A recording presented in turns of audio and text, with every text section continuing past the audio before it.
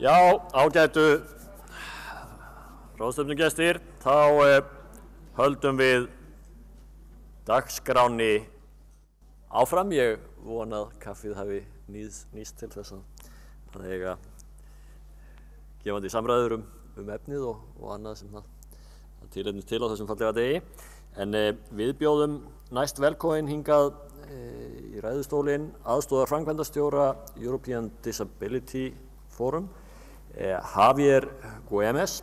Hann ætlar að flytja erindi sem að fjallar reynslu þeirra hjá Evrópusambandinu af því að vinna með sáttmálann, og ég held að það sé ekki eftir neinu að bíða. Mr.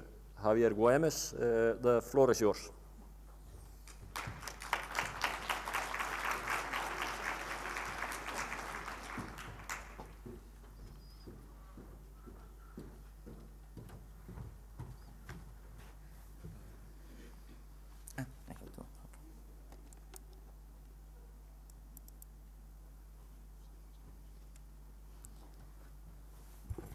Okay, thank you very much. Thank you for this introduction.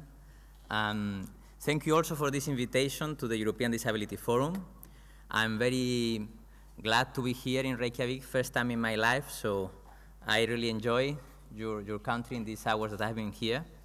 And I would like to thank also our colleagues, our members of the European Disability Forum from the Icelandic Council of People with Disabilities, the umbrella organization, because they are very actively participating in our meetings in EDF. They are one of our assets, and I'm very thankful that we can organize together this meeting today. So let me just start by introducing myself. So my name is Javier Güemes. I am the Deputy Director of the European Disability Forum, and we have our offices in Brussels, and it is an umbrella organization representing the interest of people with disabilities, their rights, in the policy making of the European Union. But EDF has also other purposes. It is not just representing the interest of people with disabilities in from the European Union institutions, but it is also unifying the voice, supporting each other, being stronger, and creating capacity of organizations of people with disabilities at national level, the umbrella organizations that represent all people with disabilities, and also at European level, European organizations that have a particular interest in one specific disability. For example, and just will conclude with this, in the European Disability Forum, we have almost 70 organizations, and we have one umbrella organization per country, in France, in UK, in Spain, in Iceland, but we also have European-specific disability organizations like the European Blind Union, European Union of the Deaf, of the Network of Ex-Users and Survivors of Psychiatric Services, for example. All of them come together, and we try to unify our voice to be stronger and more active at European level. So let me just go a little bit to my presentation. Here today, I have the following aims for all of you. I would like to express and to introduce to you the complexity of the thinking of the European Union when ratifying the Convention.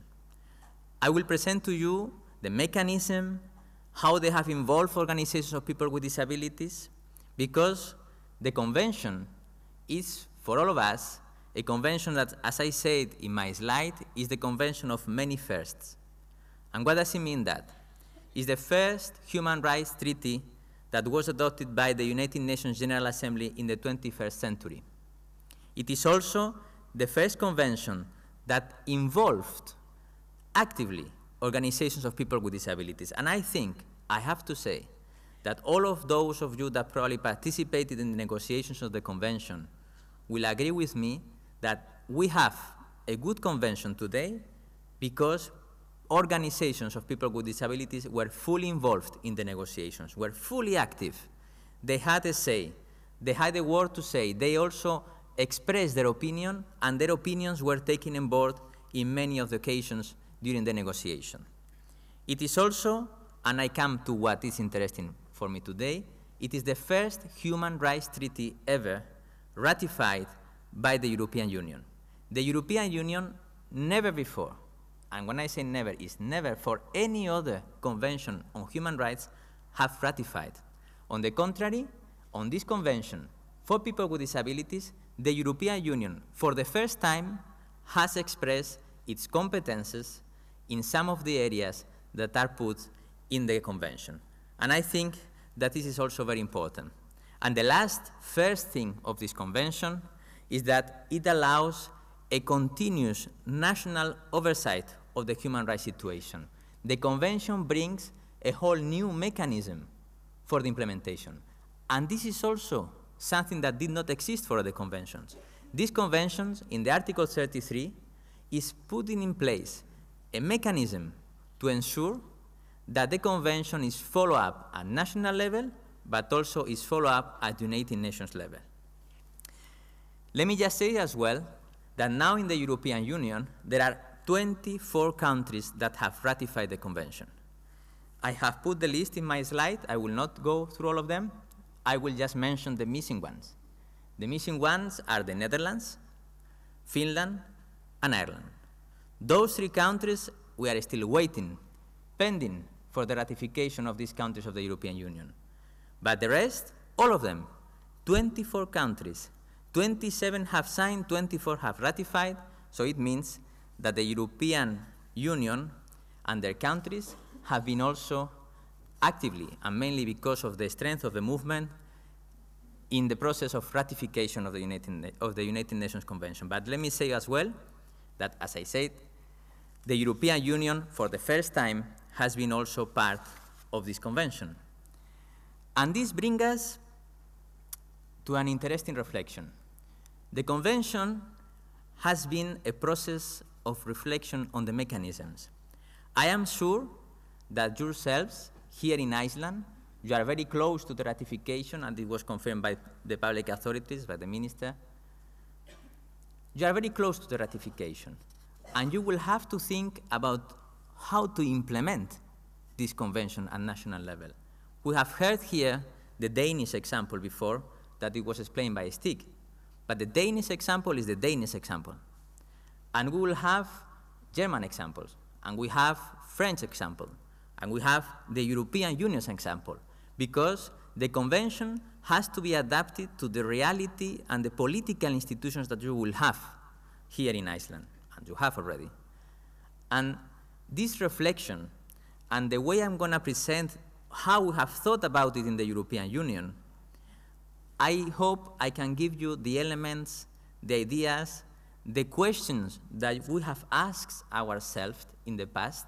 So probably when you will have to ask yourselves about these questions, at least you can have the vision of the European Union and how we have done that in order to look for solutions.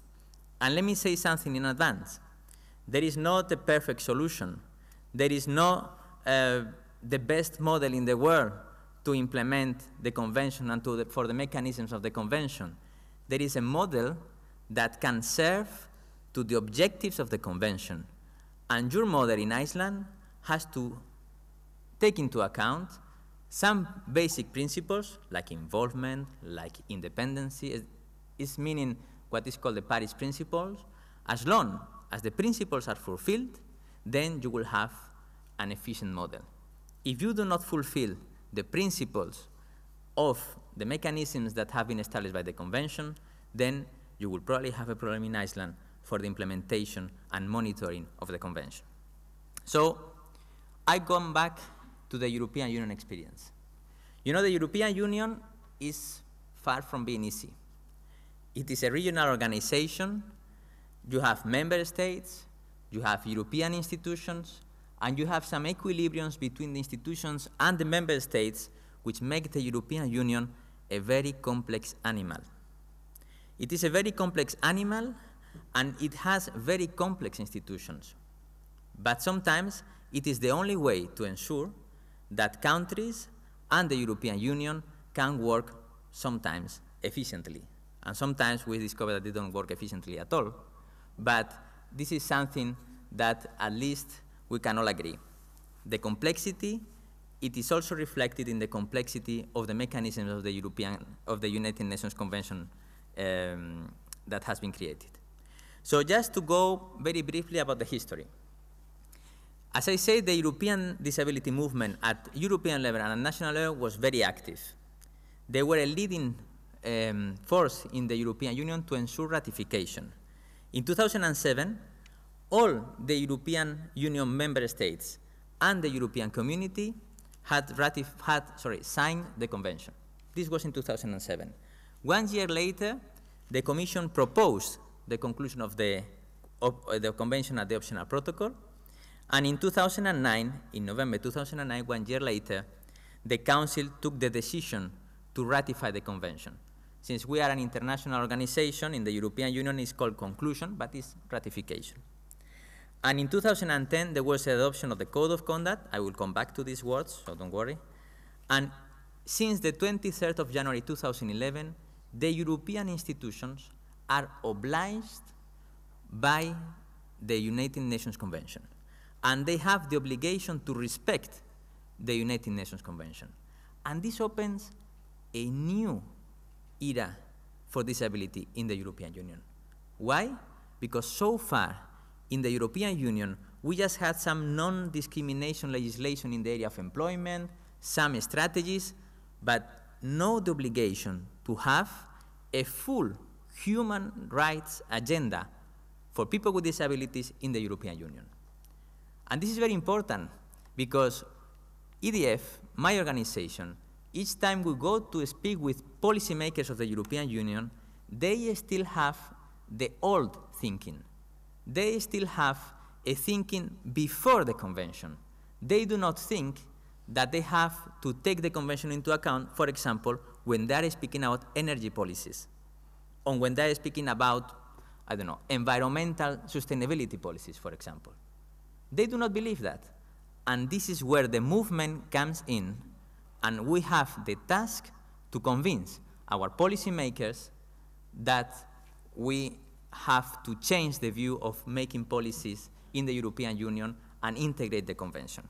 And this is something that probably is not just for the European Union.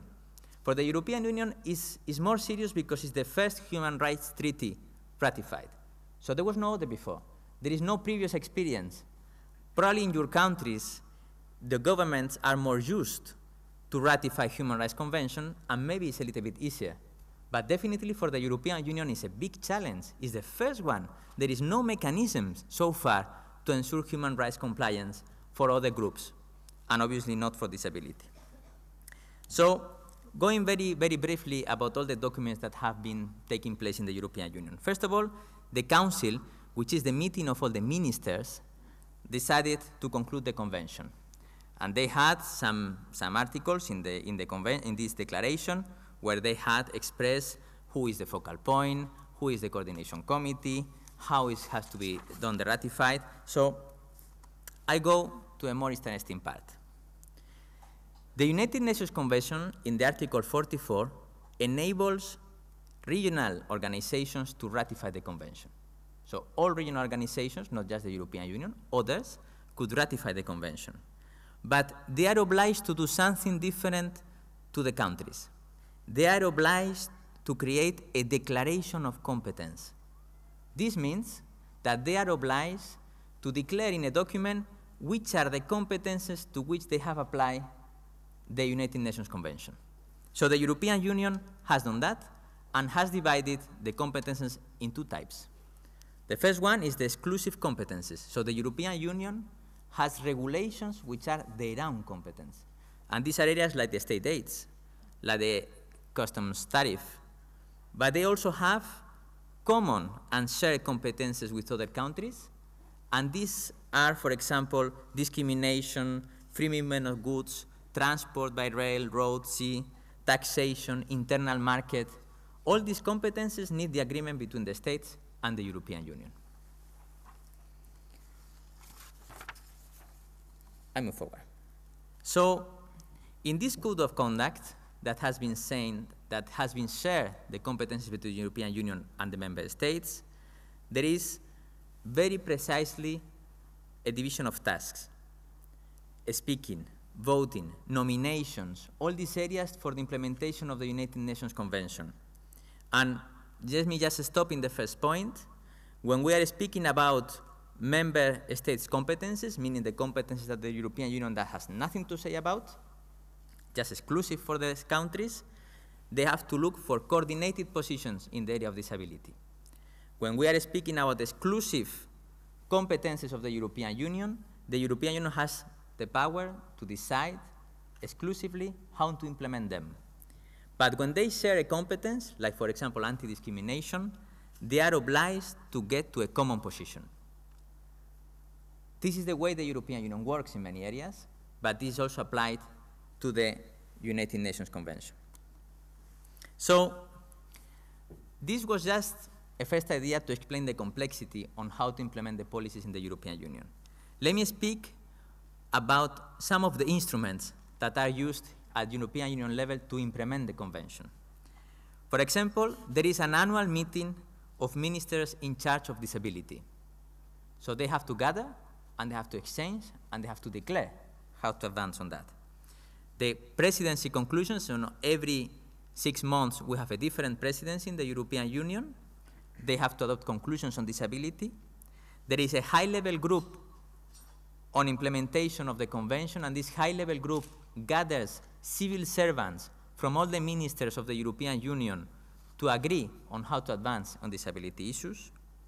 There is also, well, another conference annually, it's called Presidency Conference, and there is also a European disability strategy. I'm gonna stop in the last point, the European disability strategy, because the others are political, very important gatherings, but I don't think we have the time to go in detail through all of them.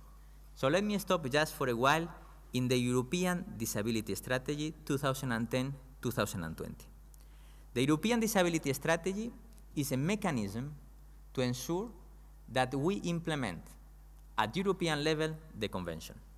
It has the objectives of empowering people with disabilities, create a barrier-free Europe for all, comply with the international commitments of the convention, and they have many areas, for example, legislation, mainstreaming, cooperation, funding, awareness raising, data collection.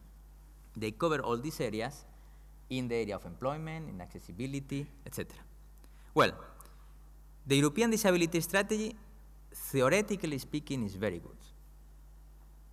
Implementation-wise, is not so good, because then we find that for example, the staff and human resources that are provided for the implementation of the strategy are very few. We also find that, politically speaking, sometimes are weak. We also find that not all areas of the United Nations Convention are covered in the strategy. So, being a good thing, theoretically, having good things in its implementation, because, for example, now we are exploring the possibility on the legislation to have a European Accessibility Act, which means that all goods and services in the European Union will have to comply with accessibility criteria for people with disabilities, and this is an enormous step forward if finally we manage to have that. Still, the strategy is very weak in some of the areas. You have in my next slide, but I will not stop on them, the different policy areas that are covered: accessibility, equality, employment, inclusive education, social protection, equal access to combat poverty, health services, etc. And now I come back to the EU governments. So far, what I have done is I have explained the complexity of the European Union, the instruments that we have in the European Union. Now, I'm going to stop in one obligation from the United Nations Convention, which is the creation of a system of governance. And I think here Stig has explained the Danish case, so I'm going to explain the European case. And the European case is, where do we have the focal point? The focal point, which is in charge of ensuring that legislation is advanced inside the structures of the government, is the European Commission. So the European Commission is the focal point for the implementation of the Convention at European level. We have also a coordination mechanism which is an option in the Convention, is taken by the Human Rights Group of the Council.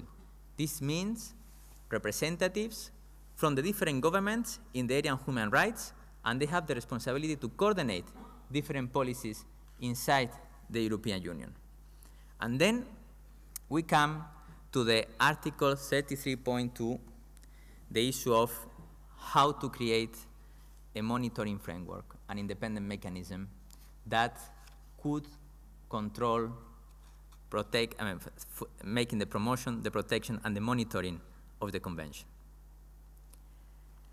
And here in the European Union, we had many questions for ourselves, because apparently the best option is to create one independent mechanism which is able to protect, monitor, and promote the Convention.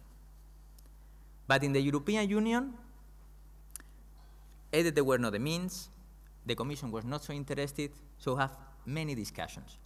Where do we put the mechanism? In which institutions? In the European Commission, no, because it's the focal point. In EDF, our organization, this is Spanish experience, no, because EDF is an organization of civil society.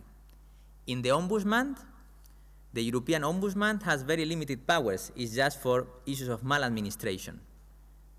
In the Fundamental Rights Agency at European level, no, because the Fundamental Rights Agency at European level, they can just make collection, data collection. So where do we put it? And then there was a reflection.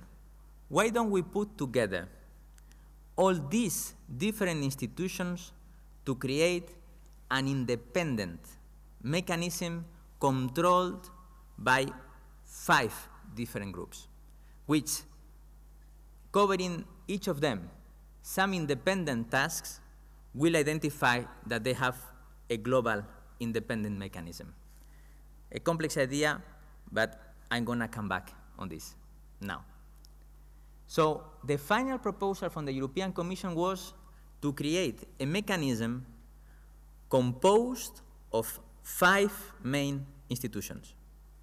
One is the European Parliament's Petitions Committee. The second one is the European Ombudsman. The third is the European Commission. The fourth is the European Agency for Fundamental Rights. And the fifth, the European Disability Forum, my organization. When we look at this list, we have the first thing, which is a little bit weird. Why do we have the European Commission? That is the focal point in the independent mechanism. So we have, in the independent mechanisms in charge of monitoring, protecting, and promotion, we have a governmental structure, which is the focal point. And this, for us, from the perspective of the European Disability Forum, is a problem. It's a problem on this structure. We could agree in having a group of institutions that will ensure the independence of the framework to control the Convention, but we disagree in having inside the European Commission, which, on the top of that, will have also the secretarial role of the mechanism.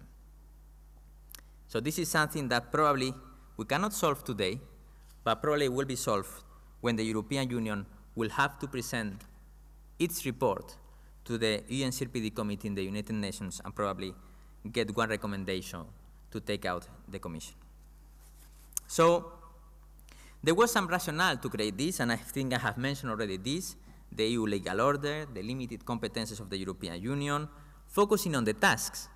Because here, what we have done is let's think about the tasks, not just about the nature of the mechanism, but about the tasks: promotion, protecting, and monitoring. Who were the organizations at European level being able to fulfill these tasks? So just to give you something about our experience, when you will face in Iceland the same problem, you probably have to start by thinking about the task of the mechanism. And once you think about the tasks, then probably you will find a way who will be the institution that will fulfill these tasks better. And I think this helps enormously to find ways to solve the problem of creating an independent monitoring framework. And then I will come back to this anyhow. So there is, for the mandate of the European Union of these monitoring mechanisms, two areas. One is to ensure that the EU legislation is correctly implemented, and the second one is to ensure that the European Union in itself implements correctly the convention. So they also have the obligation to look at their staff policies, for example, the way they deliver information, the way they integrate people with disabilities. All that is an internal way in which the European Union has to think about. And this applies also at national level. But they have also to think about how the member states are implementing European legislation. And this is the external way. I think in a way, it's very similar to a federal state. In a federal state, the central government will always have the obligation to double check how it is implemented, how the convention is implemented at the federal level and also in the level of the regions. So you have to think about your Icelandic system, how it works. Is it centralized? Is it not centralized? How is the power of your regions? In order to analyze if this system is also good for the Icelandic experience. So I was saying, let's focus on the tasks, because then you can find the institutions that will fulfill the tasks of the monitoring mechanism, of the independent mechanism to control the implementation of the convention. First task, promotion. What they have done is they say, okay, in the area of promotion, the Commission will ensure mutual learning, financial support of civil society, which is very important, mainstreaming in legislative proposals and policy and impact assessment the area of the convention. But if you look at the third task of the Commission, mainstreaming in legislative proposals and policies and impact assessment the convention, that's the role of the focal point. It's not the role of an implementation mechanism. European Ombudsman, he will be able to receive complaints, reports on maladministration, disseminate information, and if you go to the Fundamental Rights Agency, awareness raising, annual reports on the situation of human rights, and if you look at EDF, we will have the task of awareness raising campaigns, hearings and events, capacity building, scrutiny, some scrutiny of compliance of the EU legislation. Second task, protection. And protection here is vis-a-vis the member states when they implement the European Union law. I have mentioned this before. So the Commission will deal with citizens' complaints, with infringement procedures, and also the internal implementation of the institutions with the Convention, and this is given to the European Ombudsman, to the European Parliament, and to EDF, which will be able to inform about problems in the implementation of it. Other task, monitoring. This is the third and the last one. Monitoring EU laws and monitoring member states. And then again, we have the European Ombudsman, EDF, and also the Impact Assessment Board of the European Commission. And in monitoring the member states, we have the Commission, the Fundamental Rights Agency, and EDF. And if you look at I explained to you this because it's in the slides. The criteria in all the cases is to ensure that the institution, organization, or department that is developing these tasks is doing it in an independent way. Nobody can question that EDF independently review the implementation of national legislation. And the same applies to the Fundamental Rights Agency. These criteria are very important. It's a pity that probably we cannot go more in detail about the construction of this thing, but definitely this is the European system, which is, as I said at the beginning, is not perfect. It has serious problems, for example, in the participation of the European Commission and in the tasks that are shared. But it's a way in which the European Union is still developing a thinking on how to implement the convention. And I'm sure in Iceland, when you will ratify the convention very soon, as we know, you will have to do a similar thinking. Where do you put, and probably this could be a discussion for later, where would you put your mechanism, independent mechanism in Iceland? Where? I ask you the question, you will have to debate it.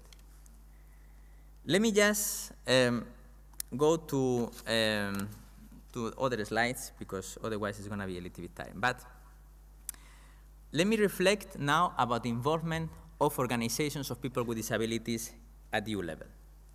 As I said at the beginning, and here I'm touching upon Article 33.3. First of all, a must to be able to be strong at European Union level is to be able to represent a unified voice. It is very important. It is an obligation of organizations of people with disabilities to organize themselves to be able to speak with one voice.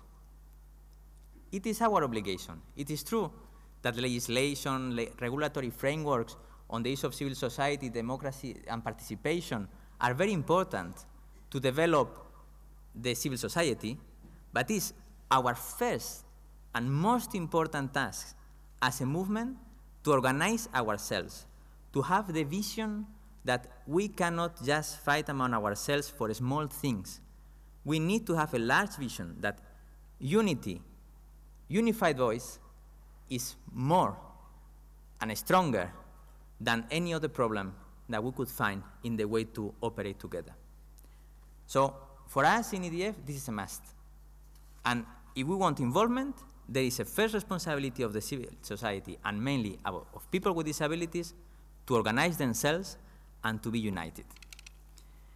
Well, we have also some of the areas that I think that I have highlighted before, the participation in the high-level group. In the European Parliament, there is the creation of an intergroup of members of the European Parliament that take into account disability, so they are instrumental to ensure that the European Parliament takes and pays attention to our concerns. And there is a problem also as well of trying to have consultations, structured consultations at European level. Let me stop about another issue, funding. All this mechanism, all this participation requires the support and the funding support from public authorities or other stakeholders in society. But basically, public authorities should support participation, because this will enhance the quality of the capacity of the movement to intervene and to participate fully in the way the convention is implemented. If public authorities do not support the disability movement, the quality of the implementation of the convention will be seriously damaged in any country, including Iceland. But the convention, and I'm getting here to an end of my presentation, the convention has been a challenge for public authorities. The convention has been a challenge for private sector. But the convention is a challenge for the disability movement, for ourselves, for the way the disability movement has structured their participation, their ideas, their proposals. We have the obligation, all organizations in the disability movement, to review our principles, to review our ideas, to review our proposals. We cannot have a new convention and have at the same time a disability movement claiming for medical model ideas, for example. We cannot have a disability movement not willing to participate, be involved, and cooperate with public authorities to change their minds. We need a disability movement adapted to the convention. And this is very important. And I ask here you another question. Have you reviewed yourselves, your organizations, your behavior, your ideas, and contrast them with the convention? In EDF, we are starting to do so, and it's not easy. It's not easy. We have to review our statutes. We have created a UN CRPD advisory group to think about it. We are trying to explore how to mainstream the convention over the social policies and going to other policies which traditionally we were not active, but we have discovered that we need to review them as well because of the convention. We have created this capacity building program to go to the countries and try to discuss with our colleagues at national level how better implement the convention. We have also cooperation with the wider disability movement, the International Disability Alliance. We cannot be, even in Europe, even if we are a European-wide organization, still EDF is small at international level. So we are working now with colleagues from the Arab countries, from Latin America, from Asia, from international specific disability organizations in order to coordinate our views and to learn together how to implement the convention. Because as an organization, we are far from perfect. We need to review continuously our ways of acting, our criteria, our ideas, and try to learn together and to grow together in the approach, or in the social approach of the convention. So let me finish by just showing to you something that probably can be interesting for you about the data collection and the monitoring. At European Union level, it has been created an online tool which presents the examples and the experiences of different countries in the area of the implementation of the convention. And I think it is important that probably you have any doubts on how to implement the convention in some policy areas, that you probably can check this online tool, because you have in different areas like education, employment, etc., and that's an important issue. So let me just finalizing by thanking for your attention, by also, I hope that maybe I could bring a little bit closer the European experience, which is not easy. We are facing now a very difficult moment at European level in the European Union. We have living in a contradiction, probably never before in the European level, in the European Union, and in our member states, we had better regulatory frameworks with the convention, with directives, etc., in a bad financial situation, which is undermining these policies and the legislation. So we are living in a huge contradiction nowadays. But I'm sure that working together and with our strength as a movement, we will manage to move forward. So thank you very much.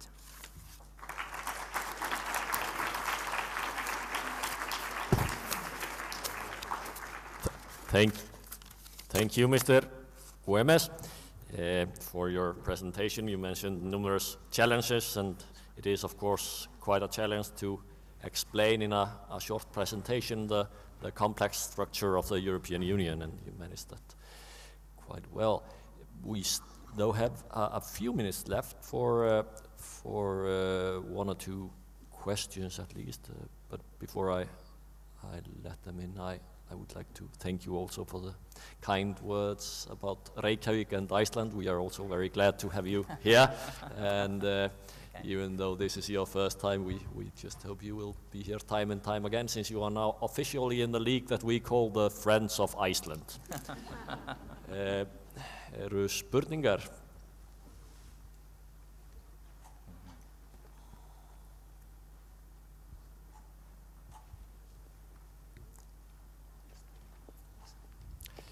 Það er hérna alveg aftast í salnum. Guðjón, gjörðu svo vel. Thank you.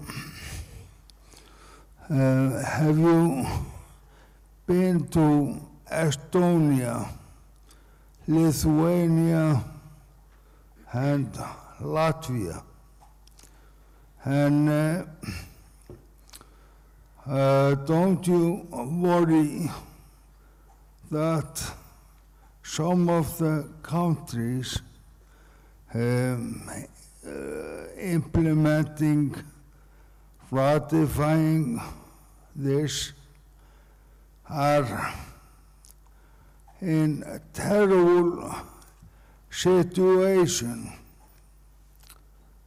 because we know of Estonia and so on that we did send them container full of helping aids. This is in the European Union. So don't you find it a long way until this becomes something other than pretty words on paper? Please. Yeah, definitely is. I've been in those countries, and next week, on the 18th and 19th, we will have a conference like this one in Riga, and also another conference in Tallinn the day after. And also both conferences have exactly the same objectives as this one, in order to discuss about mechanisms and how to implement the convention. I think you are right that there are many countries in very difficult financial situations, but certainly the convention has also foreseen this situation. And you have all the approach of progressive realization of the rights, which means that at least the country has to show the intention and the mechanisms to improve the legal framework and the situation of people with disabilities. There are many things in the convention that requires investment. There are many other issues that do not require any kind of investment, but just legal recognition and implementation. So definitely, even in the poorest country of the world, and this is something which is very clear, still the progressive realization, the methodology of progressively implement the convention as much as you can due to the limitations, physical, human resources, etc., that you could have as a country, you have to show this movement. And I can tell you, in Lithuania, in Estonia, and in Latvia, they are creating very interesting experiences on how to implement the convention. For example, the Estonian case, the National Umbrella Organization is part also of the independent mechanism. They cooperate with other public institutions in order to control and monitor the implementation of the convention. So, and in Latvia as well. In Lithuania, they created a working group to implement the convention that was formed by civil society organizations, by people with disabilities organizations, by members of the government. So, and among all of them, they discuss how to advance. So, even not being a healthy pocket countries, they definitely have found strategies to implement the convention. Yes, thank you for this answer. I'm afraid we don't have time for further questions. Þá komið að Guðmundi Magnússyni, formanni Öryrkjabandalagsins, sem ætlar að fjalla mikilvægi aðkomu fatlaðra að innleiðingu sáttmálans og eftirliti með honum, og gerðu svo vel, Guðmundur.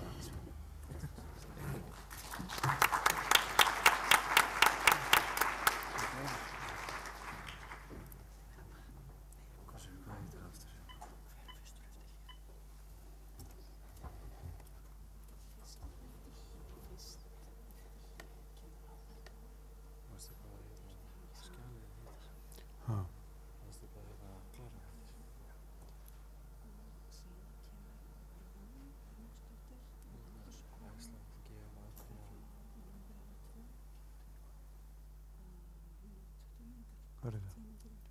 Ég sé þetta ekki.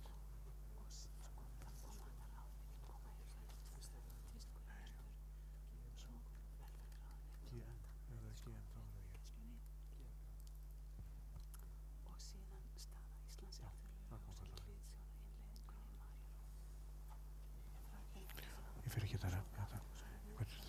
Já, ok. Já, komið í sæl og ný. Aðkoma okkar mjög mikilvæg. Skoðum bara samningin fyrst, að samningur Sameinuðu þjóðanna réttindi fatlaðs fólks ásamt valfrjálsri bókun var undirritaður fyrir Íslands hönd 30. mars 2007. Og eins og ég sagði áðan, þetta komin 5 ár og við erum farin að bíða eftir að þetta verði að lögum hér á Íslandi. Það var mikil sátt og samstaða sem ríkti samninginn og kom það meðal annars fram við opnun hans, en þá var hann undirritaður af meira en 80 ríkjum. Og nú hafa fulltrúar 153 ríkja undirritað samninginn og hann verður fullgiltur af hálfu 119 ríkja. Þetta er ekki lítið. En erum við ekki búin að fullgilda hann. En það kemur, en það er líka mjög mikilvægt að þetta er óvenjulegt að svo margar þjóðir hafi sammælst mannréttindasáttmála svo fljótt. Þannig að þetta er á allan hátt mjög mikilvægur samningur og mjög merkilegur. Og hvað er þá svona merkilegt? Við viljum skoða hvað er markmið þessa samnings.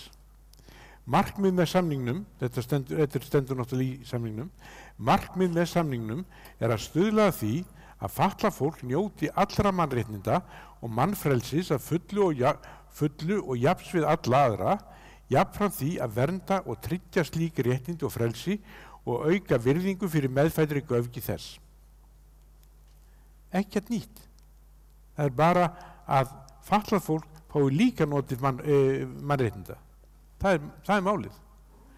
Samningurinn leggur líka sérstaka áherslu á stöðu fatlaðra kvenna og fatlaðra barna. Og það er ekki út í hött. Þetta eru þeir hópar sem hafa verið hvað mest útsettir fyrir mismunun og hreinlega ofbeldi vegna fötlunar og vegna þess að þeir ekki geta svara fyrir sig og svo framvegis. Þannig að þetta leggur enn meiri áherslu á þessara stöðu. Nú, þetta var sem sagt mannréttindin sjálf. En það er ekki bara það. Það er sjónarhort samningsins sem er nýtt. Við höfum félagslega sýn á fötlun. Og í fyrstu grein samningsins segir að til fatlaðs fólks teljist þeir sem vegna skerðingar sinnar upplifa hindranir í samfélaginu sem koma í veg fyrir virka samfélagsþátttöku á jafnréttisgrundvelli. Þetta er ekki síður mikilvægt. Þetta er ekki síður mikilvægt, þessi nýja hugmynd, þessa nýja hugsun, þessa nýja sýn á fötlun. Þetta er alveg nýtt og þetta er eitthvað sem við sjálf, Stíg kom inn á þetta í sínu erindi áðan, það er svo mikilvægt að við tökum þetta að okkur og við gerum þetta að okkar og við skiljum hvað við erum að tala um. Þetta er ekki lengur einhver ölmusa, þetta er réttur. En réttur er alltaf þannig að honum fylgja líka skyldur. Og okkar skyldur eru að sjá til þess að þessi réttur sé virtur. Meðal annars. Aðkoma okkar, samningurinn er sérstakur af því leyti að hann var saminn í miklu samráði við grasrótina, en það verður ekki verið reyndin með aðra mannréttindasáttmála. Og eins og hefur komið hérna fram, þeir komum að þessu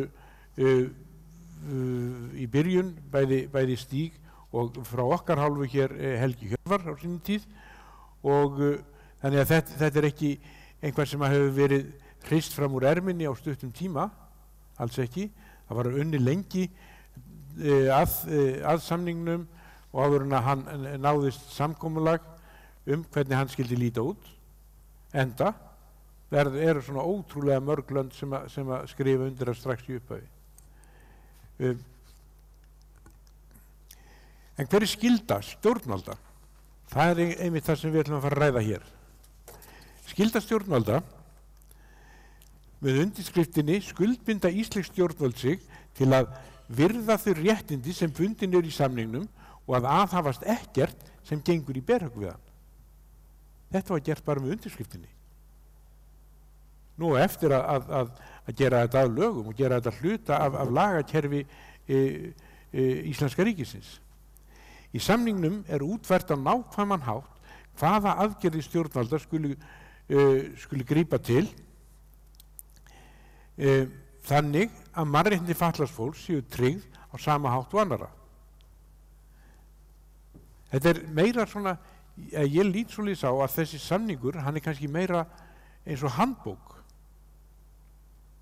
Hvernig ætlum við að ná því að allir í samfélaginu njóti mannréttinda með engri undantekningu. Og þetta er mjög góð handbók til þess.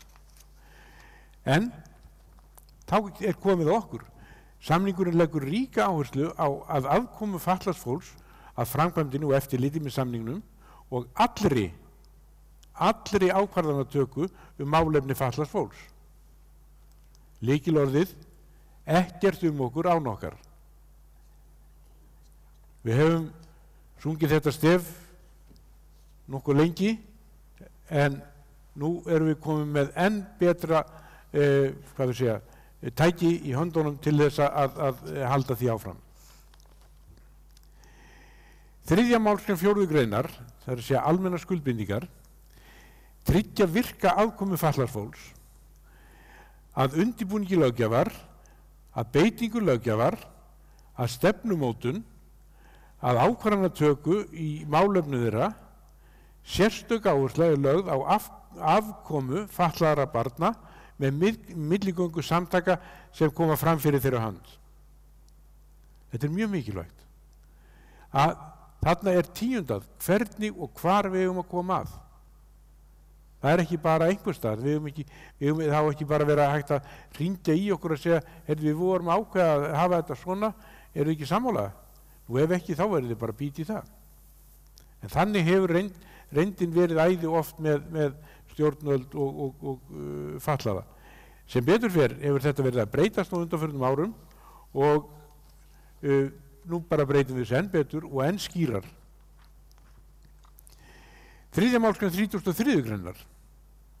Það er einmitt sú grein sem að þeir hafa verið að fjalla sérstaklega Stíg og Javier hér á undan. Það er framkvæmd og eftirlitið. Það er að tryggja fulla þátttöku fatlaðs fólks í allri framkvæmd í öllu eftirlitskerfi. Lykilstefið, ekkert okkur án okkar. Þetta skýrist mjög vel með þessari mynd. 33. greinin, hún kveður á fókalpunkt eða ábyrgðaraðila. Það eins og hefur komið hérna fram, kom fram hjá Ögmundi innanríkisráðherra hér í morgun, að þá er innanríkisráðuneytið ábyrgðaraðili fyrir þessum samning. Og 33. greinin, fatlað fólk verður að vera þar. Við verðum að vera þar tilbúin, við verðum að veita upplýsingar, við verðum að aðstofa við að sjá til þess að þetta sé virt og hjálpa til við innleiðinguna, en þá þurfum við líka sjálfstætt eftirlitskerfi. Og hverjir eru það? Það erum við, en ekki bara við. Það eru líka kerfi eins og Mannréttindaskrifstofa, það hefur komið fram hérna að þær hafa yfirleitt í flestum löndum sem hafa lögfest samningin, að þá eru mannréttindaskrifstofur viðkomandi landa sem hafa eftirlit meðal annarra.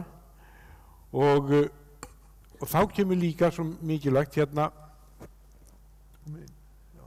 31. greinin. En hún er afskaplega mikilvæg vegna þess að það er spurning upplýsingaöflun. Og þá komum við að fræðasamfélaginu. Við þurfum að hafa stöðugar upplýsingar, við þurfum að þurfa kannanir og rannsóknir á því hvað er að gerast, hvernig er staða fatlara í landinu, hvernig er staðið við þau ákvæði sem að standa við í ríkisvaldið, sveitarfélögin, hverju sem er, hvernig er staðið að þessu. Eins og ég segi, þetta leggur líka ríkar skyldur á herðar okkar að fylgjast vel með því að þetta sé gert og að sé farið eftir því sem að samningurinn segir. Hvernig er þetta virt í íslensku lagaram í dag? Tek hér sem dæmi 2. málsgrein 1. greina laga málefni fatlaðs fólks frá 92, en var breyting sem að tók gildi 1. janúar 2011 held ég, minnum mig. Og þar segir, Við framkvæmd laga þessara skal tekið mið af þeim alþjóðlegu skuldbindingum sem íslensk stjórnvöld hafa gengist undir, einkum samningi Sameinuðu þjóðanna réttindi fatlaðs fólks. Þá skulu stjórnvöld tryggja heildarsamtökum fatlaðs fólks og aðildarfélögum þeirra áhrif á stefnumörkun og ákvarðanir varða málefni fatlaðs fólks. Þetta getur ekki verið skýrar. Þetta það sem á að fara eftir. Og ég tel að ef reyndar var samþykkt í aðalstjórn Öryrkjabandalagsins í ágúst áskorun til Alþingis það að lögfesta samninginn strax. Ég tel ekki að sé eftir neina bíða. Bara lögfestan eins og gert var við Mannréttindasáttmála Sameinuðu þjóðanna, Mannréttindasáttmála Evrópu, 94 einmarætt. Og það mjög mikilvægt því að svo getur Alþingi sett leið og gera þetta lögum, að þá setur það sér takmörkun það að endurskoða ítarlegri lög á næstu 2 árum eða svo. En lögfestan strax, skora á stjórnvöld. Sem sagt, ekkert okkur án okkar. Takk fyrir.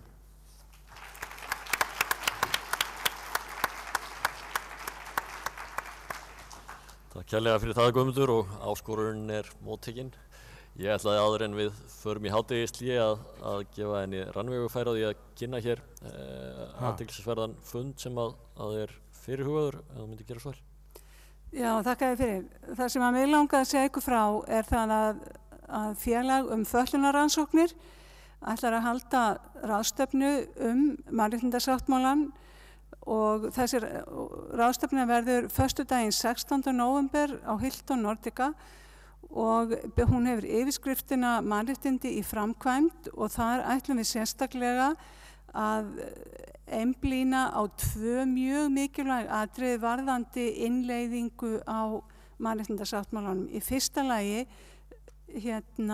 framkvæmda áætlanir til þess að vinna eftir. Hvernig eigum við að setja framkvæmda áætlanir til þess að vinna eftir þannig að okkur miði áfram, og við höfum fengið erlendan fyrirlesara sem heitir Elnor Flynn sem hefur skrifað bók þetta og hún hefur rannsakað hvers konar framkvæmda áætlanir eru notaðar í ólíkum löndum og hvað virðist virka vel, og hún ætlar að segja ykkur frá því þannig að við getum lært af því.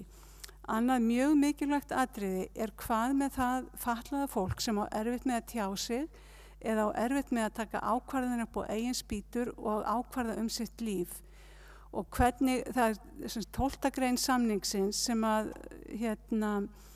hann Stig nefndi sérstaklega að væri mjög mikil ögrun fyrir mörg lönd og færi stór hluti af eftirlitsnefndar fundum í að ræða það. Það 12. grein samningsins fjallar sem heitir gerhæfi eða rétt til sjálfsákvörðunarréttar, og við höfum fengið líka sérfræðing á því sviði til þess að tala við okkur það á þessari ráðstefnu.